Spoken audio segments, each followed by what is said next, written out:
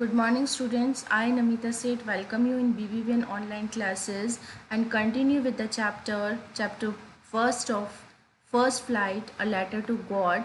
So we have discussed in a previous video about a farmer which was named as Lancho, and he actually was very worried about the ripe corn field. Actually, he wanted a rainfall, a good rainfall for good harvest, but with the rainfall, hailstone, it started falling and it all destroyed his fields. Okay, so now let's see what happened.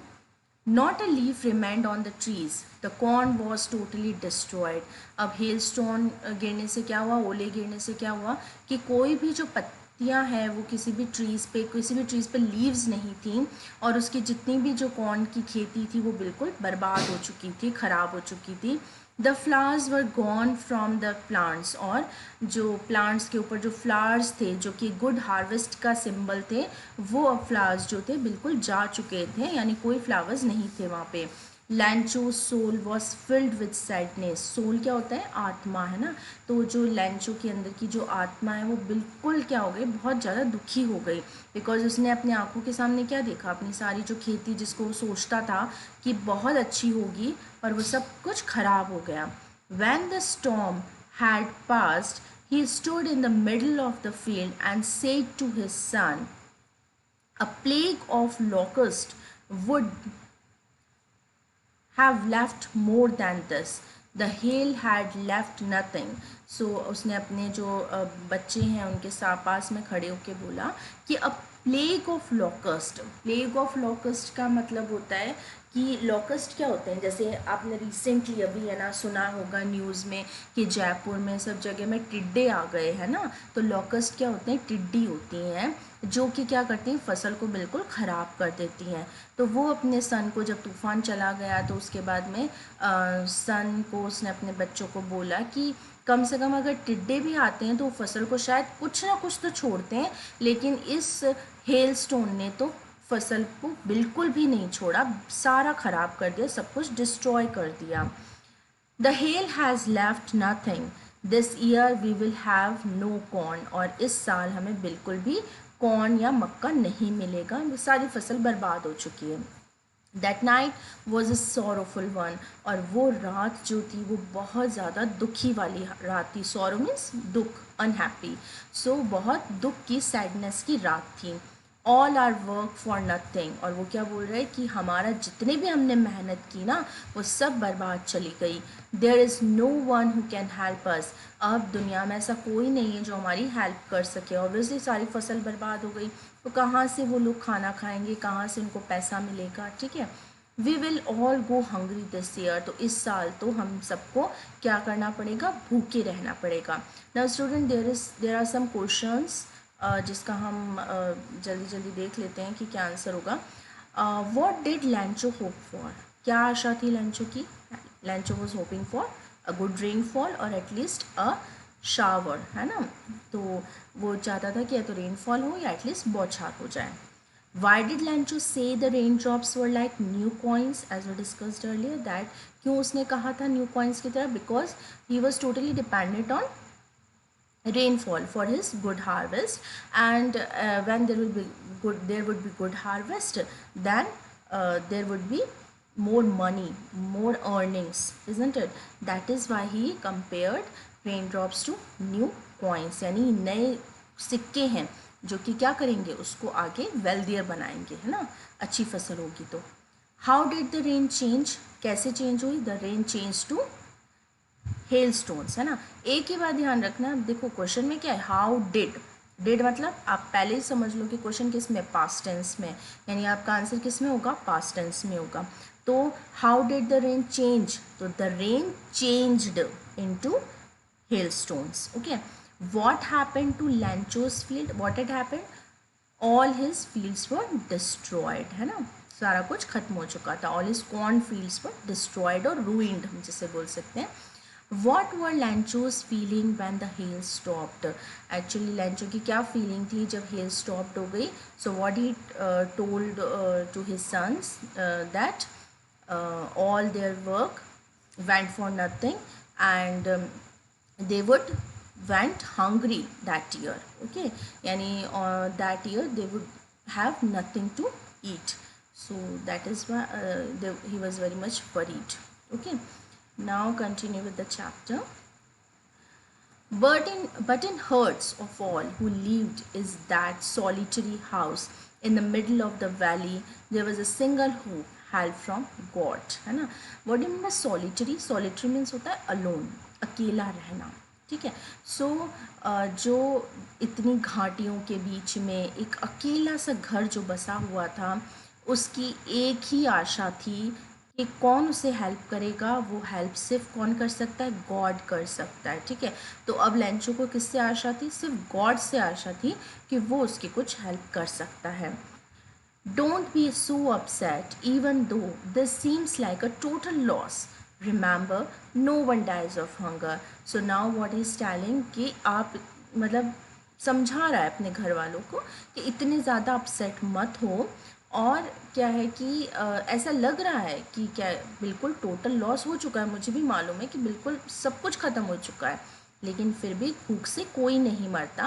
भगवान कुछ ना कुछ तो इंतज़ाम करेगा. That's what this say no one dies of hunger. और फिर भी उसके घर वाले भी कहने लगे हाँ ये तो बात सही है कि कोई भी भूख से नहीं मरता है. All through the night, Lancho thought only of his one hope, the help of God, whose eyes, as he had been instructed, see everything, even what is deep in one's conscience. है ना. अब actually conscience मतलब क्या होता है? Conscience means as it is written here also in the word meanings, an inner sense of right or wrong. है ना. हम कहते हैं ना कि हमारी सिक्स सेंस होती है, हमारे अंदर की आत्मा जो है ना कुछ बोलती है ना. So that is that we are right और रॉन्ग. तो हमारे एक अंदर एक इनर सेंस होता है जो हमें बताता है कि हम सही हैं या गलत हैं. ठीक है. तो सारी रात लैंचो बहुत दुखी होके एक ही होप के बारे में, एक ही आशा के बारे में सोचता रहा. और वो आशा क्या थी? भगवान से हेल्प की. ठीक है. और ये जानता था कि भगवान जो है वो हमेशा मतलब क्या होता है, सब लोगों को देखता है कि किसको उसकी हेल्प की ज़रूरत है, किसको नहीं है. तो वो अंदर से आत्मा से जानता था कि भगवान जो है उसकी हेल्प ज़रूर करेंगे, क्योंकि भगवान जानते हैं कि उसको उसकी हेल्प की ज़रूरत है. Lencho was an ox of a man. See what is writer saying here now? Lancho was an ox of a man, यानी कि वो बहुत ज़्यादा क्या था? हार्ड वर्किंग था. जिस तरह से एक ऑक्स बहुत हार्ड वर्किंग होता है ना, वैसे वो इंसान के रूप में एक ऑक्स था, यानी बहुत ज़्यादा हार्ड वर्किंग था वो. Working like an animal in the fields. और वो अपने फार्म में, अपनी फील्ड में कैसे काम करता था? जैसे कि कोई एनिमल करता है.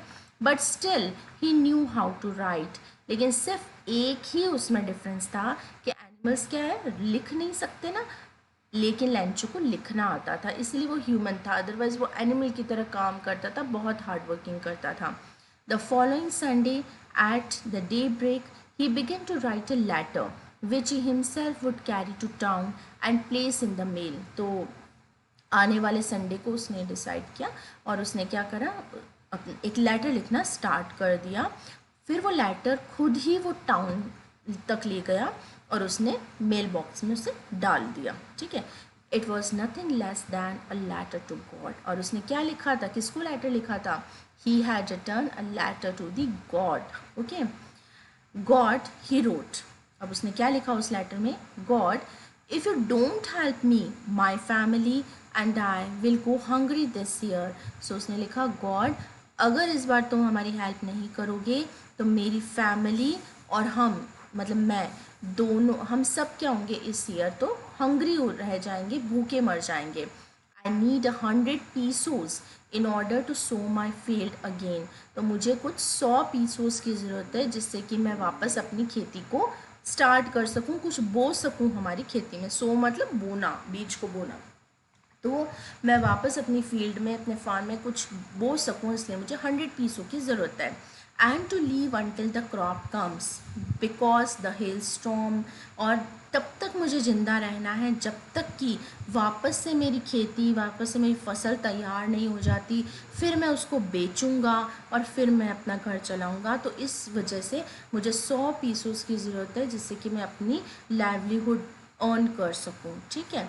लेकिन फिर उसने लिखा बिकॉज द हेल स्टॉर्म, मतलब सारा लेटर लिख रहा है कि हेल स्टॉर्म की वजह से जो है मेरी फसल ख़राब हो चुकी है, इसलिए मुझे 100 पीसों की ज़रूरत है। He wrote to God on the envelope, put the letter inside and, so उसने लेटर के ऊपर क्या लिखा, टू गॉड, जैसे हम एड्रेस लिखते हैं ना किसको हम पहुंचा रहे हैं, so what he is written to God, और उसके बाद में पुट द लेटर इनसाइड, उसने उस एनवेलप के अंदर लेटर डाला। Still troubled went to town, और लेकिन अभी भी उसे क्या हो रहा है, बहुत ज़्यादा ट्रबलिंग हो रही है। ट्रबलिंग मतलब क्या होता है कि बहुत ज़्यादा क्या हो रहा है, परेशानी हो रही है, लेकिन फिर वो टाउन की तरफ उस लेटर को लेके जाता है। At the post office he placed a stamp on the letter, और पोस्ट ऑफिस जाकर उस लेटर पे क्या करता है, स्टैम्प लगाता है। And dropped it into the mailbox, और फिर जो मेल बॉक्स होता है पोस्ट ऑफिस का जहाँ लेटर डालते हैं वहाँ वो उस लेटर को डाल देता है, ठीक है। One of the employees who was a post man and also help at the post office, एक जो उनका एम्प्लॉय था जो कि पोस्टमैन था और पोस्ट ऑफिस में कुछ हेल्प भी करता था, went to his boss laughing heartily and showed him the letter to God. अब ऑब्वियसली कि ये जो लेटर्स हैं मेल बॉक्स में से निकलेंगे तो किसके पास जाएंगे, पोस्टमैन के पास जाएंगे, तभी तो वो जगह जगह उनको डिस्ट्रीब्यूट करेगा। तो जैसे ही ये लेटर जो है मिला पोस्टमैन को, वो जल्दी से जो पोस्ट मास्टर है वहाँ का, जो वहाँ पर गया और बहुत ज़ोर ज़ोर से हंस रहा था, और उसने ये लेटर जो है अपने जो बाकी वहाँ जो एम्प्लॉय है उसको दिखाया, ठीक है, पोस्ट मास्टर को दिखाया कि देखो एक लेटर आया, किसको देना है, वो गॉड के वहाँ पहुँचाना है ये लेटर, तो वो बड़े हंस रहा था। Never in his career as a postman had he known that address, और पूरे पोस्टमैन के करियर में उसने कभी भी ऐसा एड्रेस तो नहीं सुना कि किसी ने लेटर लिखा हो गॉड को, तो भाई गॉड का कौन सा एड्रेस है, तो वो हंस रहा था। The post master a fat amiable, ठीक है, now post master was a fat, मोटा था, अमिएबल या एमिएबल भी बोल सकते हैं। इसका मतलब क्या होता है, एमिएबल मीन्स क्या होता है, the person who is very friendly, जो बहुत ज़्यादा मतलब फेमिलियर हो जाता है, बहुत ज़्यादा हंसमुख होता है ना, उसे हम बोलते हैं एमिएबल, ठीक है। So amiable fellow also broke out laughing, अब जो उसने पोस्ट मास्टर को जाके लेटर दिया तो पोस्ट मास्टर खुद भी क्या है, बहुत ज़्यादा हंसने लग गया। But almost immediately he turned serious and tapping the letter on his desk, और लेकिन एकदम से सीरियस हो गया और उस लेटर को क्या करा, टैप, टैप करना क्या होता है, आवाज़ करना, बीट करना, है ना, थंब करना, तो वो लेटर को क्या है वहाँ पर टैप कर रहा था और उसने बोला, what faith I wish I had the faith of the man who wrote this letter starting up a correspondence with God. So उसने बोला कि कितना विश्वास है इस आदमी को, और काश कि ऐसा विश्वास जो है किसी को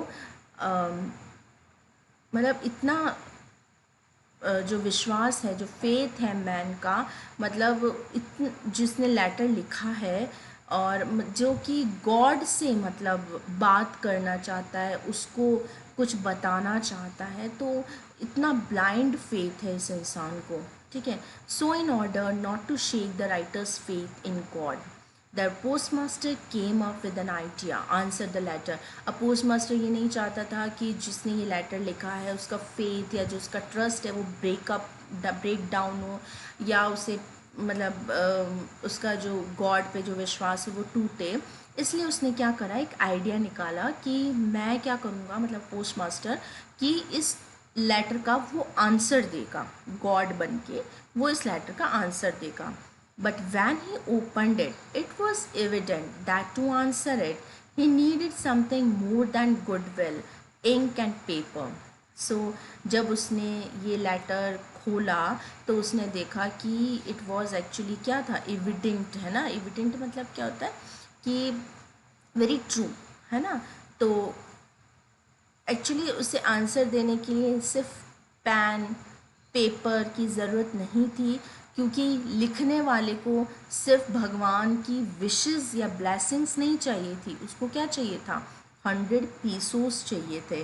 तो जब उसने पोस्ट मास्टर ने सब पढ़ा, उसने ये देखा कि यहाँ सिर्फ पेन पेपर से काम नहीं चलेगा, यहाँ तो पैसे उसने मांगे हैं, तो मुझे आंसर में उसको कहीं ना कहीं सेटिस्फेक्शन देना होगा पैसों का।